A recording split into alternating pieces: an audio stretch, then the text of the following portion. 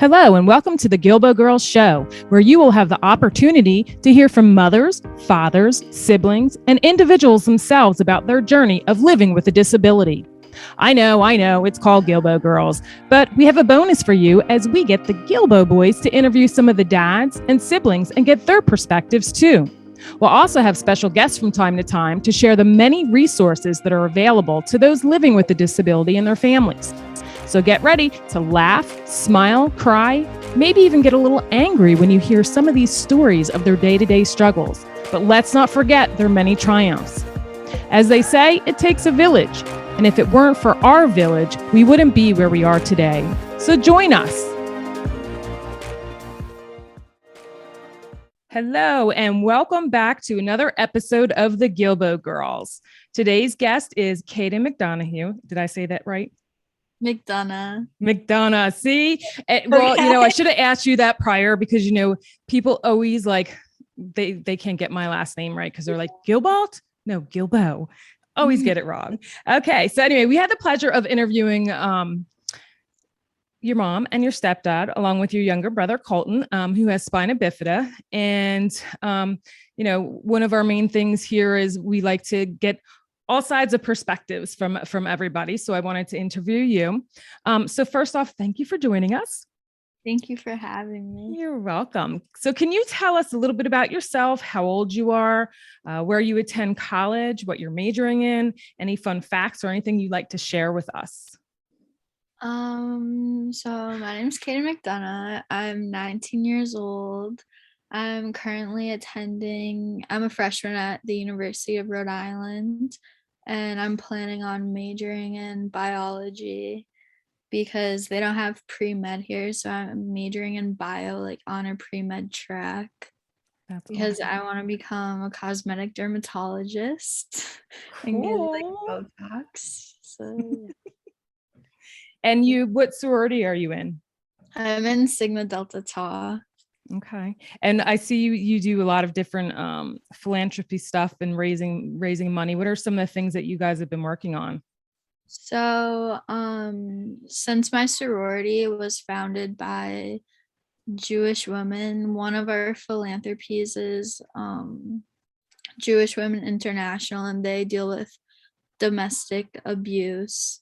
And then we also raise money for PCAA, which is Prevent Child Abuse America. Okay. So. That's all good stuff. That's awesome stuff. So I wanted to interview you and get your perspective on what it was like growing up having a sibling with a disability. So how old were you? How old were you when Colton was born?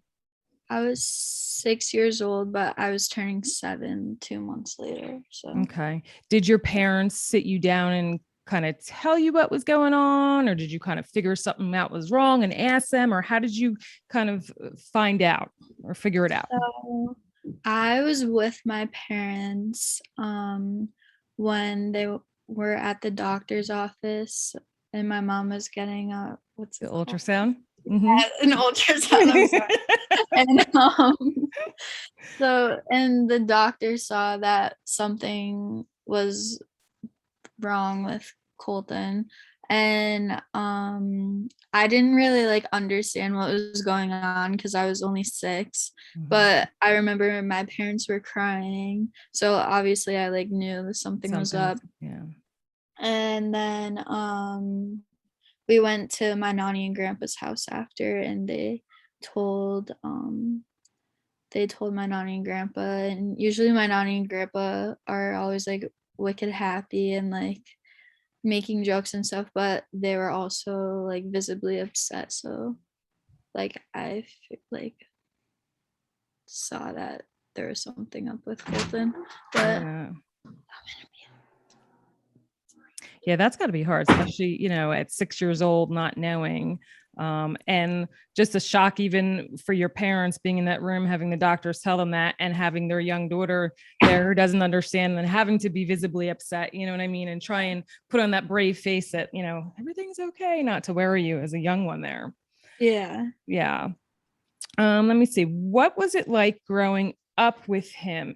Did you have to go to all of his therapies? What kind of things So usually his doctor's appointments were while I was in school, but I remember that some physical therapists would come like to our house and work with him there. So I was there for some of that, but then I would also like tag along for some of his doctor appointments like with my family. But yeah. And how did it make you feel watching him go through like all those surgeries that he went through too? Because that was tough. That had to been tough. Yeah, so like I've never had to go through anything like that. Like none of my friends have ever had to through anything like that. So I was like scared for him, like because I've been like seeing him go through this like since I was like so young. Mm-hmm. But it also like makes me realize that he's so strong because even though he like goes through all this stuff, um he's still the happiest kid I've ever met. Like Mm-hmm. Mm-hmm. he always like makes jokes. He's so funny. Mm-hmm. He's so cute. I love him. I can't believe how tall and big and like he's like growing up. It's like, It's so scary. Like yeah. I haven't been home since I've been at school. I just saw him last week and he's so old now. Like I'm He's actually so old scared now. of him. Oh my gosh, I love it. That's so funny. So did you have to do a lot more chores being, did you feel like you had to do a lot more around the house just because your mom was busy, tending to different things, with his needs? Um so my grandparents, my nanny, my grandpa, and my mama and papa, they're really awesome. Like ever since Colton has been born, like my nanny would always come over and like help around the house, and my grandpa, my mama, and my papa. So honestly, I haven't found myself doing that much like chores around the house, but like I'll if Colton's like misbehaving, I'll like talk to him. Like if he's talking back to my mom, I'll help my Mm-hmm. mom. Mm-hmm. Did you feel like you were ever left out or came last? Because I know a lot of kids, a lot of the siblings, they kind of feel like they feel like they don't want to, either they feel kind of left out or they feel like they don't want to bring something to their parents because they know that they've already got a lot on their plate trying to do Yeah. everything with their. I feel like when I was younger, like when he was just born, I found like I wasn't like mature enough to think like, oh, like Colton needs more attention than me because he's differently abled. But I like as I got older, I realized like it's fine. Like once my mom and my dad are done helping Colton with this, I can talk to them about this. Like, and he's older now, so he's starting to like do more things on his own. So, Mm-hmm. Mm-hmm. but my parents have always been really good at like balancing me and Colton and like making sure that I was being like they were listening to me and what my problems were at the same time. That's good. That's good. And what about any of your friends? Do you have any friends that have siblings that have disabilities that like can relate to some of the different things?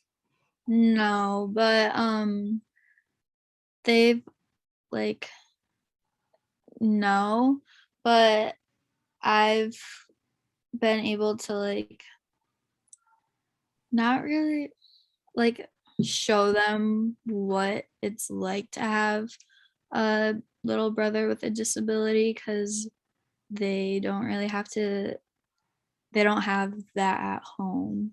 So I'm happy I've been able to educate them on like what spina bifida is and what it's like to have a little brother that uses a wheelchair. Mhm.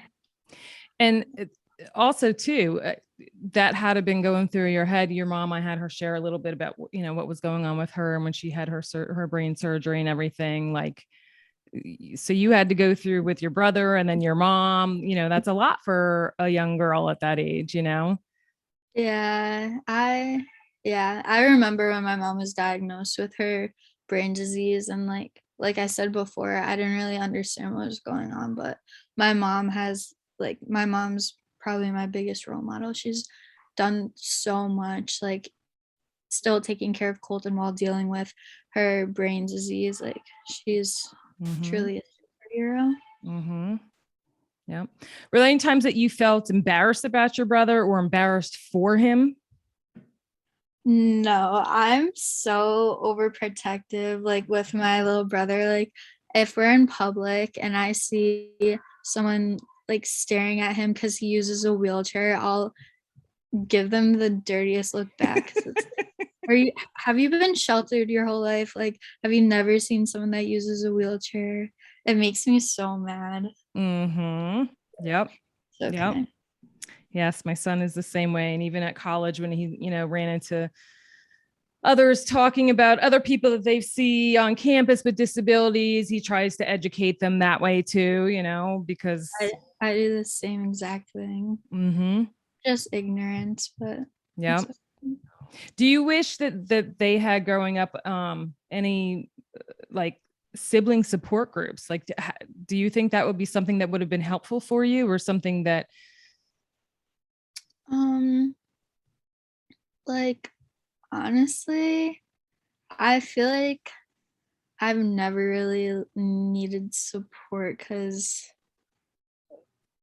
of like home and my little brother. Like I feel like because I don't really have anything to compare it to. Like Colton's my Mm-hmm. only sibling. So he's my little brother. Like, yeah, he uses a wheelchair, but like that's just like like normal for See, me. right, right. You don't know any different. Yeah, Mm-hmm. exactly. Mm-hmm. I know at our work, we're trying to set up, one of the goals is to get a sibling support group, because there are a lot of kids out there that, you don't have a lot of friends that Yeah. have siblings with disabilities. So sometimes they don't understand what you're actually going through. And sometimes if you want to really just talk to somebody or get together with somebody that Mhm. truly is going, get you, if you will, Yeah. and will No, understand why you're upset, or, that sounds that sounds like a really good idea. mm-hmm, I've like personally never really thought of that, but for other people, I feel like that's a really good idea to mm-hmm, have something like that. that, yeah. Let me see, what else do we have here?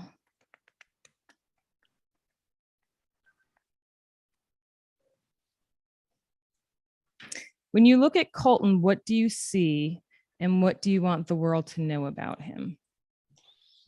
Um, when I look at Colton, I see he's like an old soul, honestly. Like I feel like he's had to grow up so fast, like going to all these doctor's appointments and surgeries, like dealing with kids at school that weren't really the nicest to him.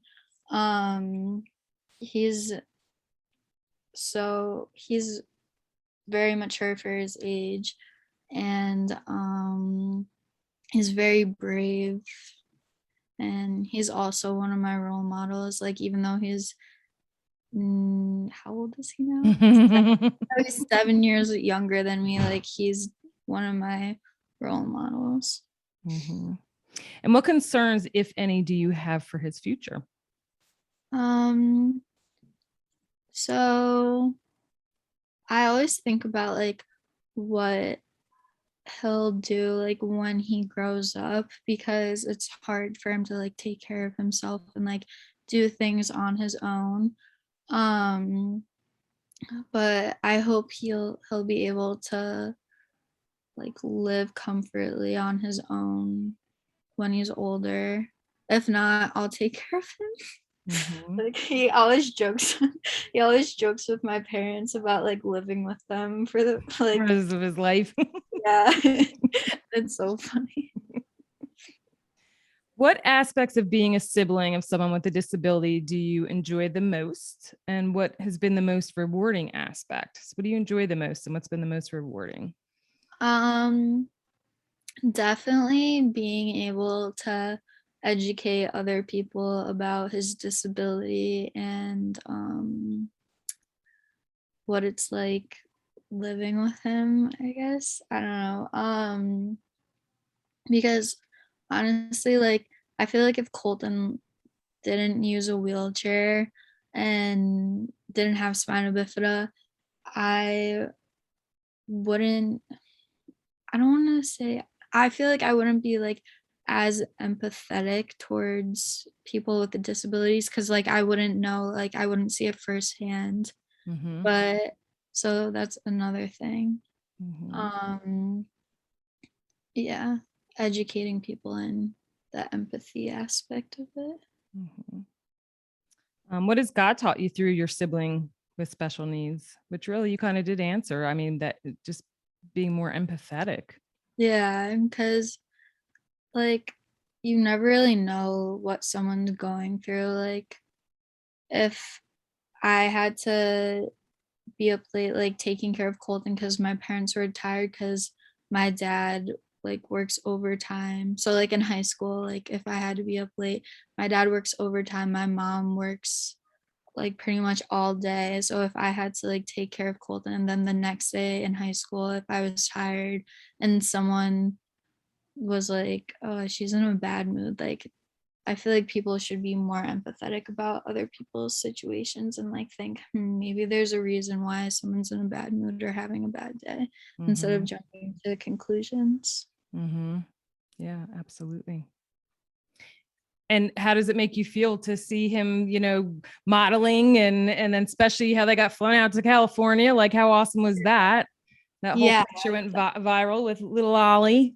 Yeah, that's another thing. Like he's given me like so many cool experiences. Like I would never be able to go to LA and like see the Kelly Clarkson show like without Colton. Like I'm so grateful for him and he's such a like inspirational, like intelligent kid. I always brag about him. Like I always show my friends at school like pictures of him modeling or like on the Kelly Clarkson show. It's the coolest thing ever. Uh-huh. Oh, I love it. Proud I of him. still never forget when the first time when we met him, the first show at Runway of Dreams, where he went out there and did his little thing and did his little wheelie in his wheelchair. I'm like, look at him go. I love it. We connected right away with your parents and your brother that day. And I'm just grateful that, we've always kept in touch and that we were able to see them when we were in Massachusetts for sled hockey. They came down and watched Face Yeah. Game, got to hang out and everything. That was pretty awesome. Yeah.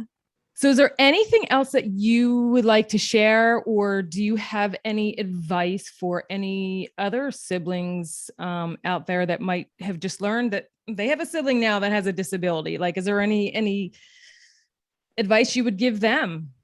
Um, I would say like it's normal to be like not scared, but like nervous because especially if this is like their first like brother or sister like it was for me, like everything will be okay, everything happens for a reason.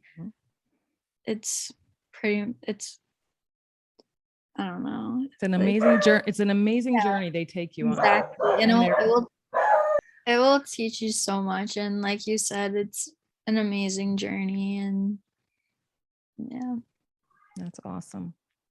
So I had also wanted you to choose a word and share a word that's meaningful to you, and share why you chose it. Um, definitely support because I feel like everyone needs to be supported. Like everyone has bad days and like bad times in their life, but like if you're there for someone and that helps like so much. Like no one can really get through something on their own. Without the right support, absolutely. Yeah. Amen. I believe that. Absolutely. Well, I want to thank you for taking the time out of your day, your busy college schedule. That's so awesome. Thank you so For much. having this interview and being on. And I look forward to hopefully one day see you guys all again.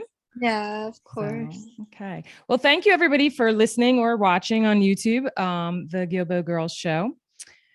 Be sure to like and subscribe and share to the masses. So have a good day and we'll see you in the next episode. Okay. Thank you for joining us as we spread awareness through our personal stories and the many resources shared. You can help us by joining our village simply by sharing our show to the masses. If you would like to support the Guilbault Girls on another level, click on the link in the show notes to make a donation in any amount. Add your address and you'll receive a hand-stamped token with the word village on it in appreciation. Be sure to subscribe to our Guilbault Girls podcast and YouTube show, and don't forget to follow us on Facebook and Instagram at Guilbault Girls. Till next time.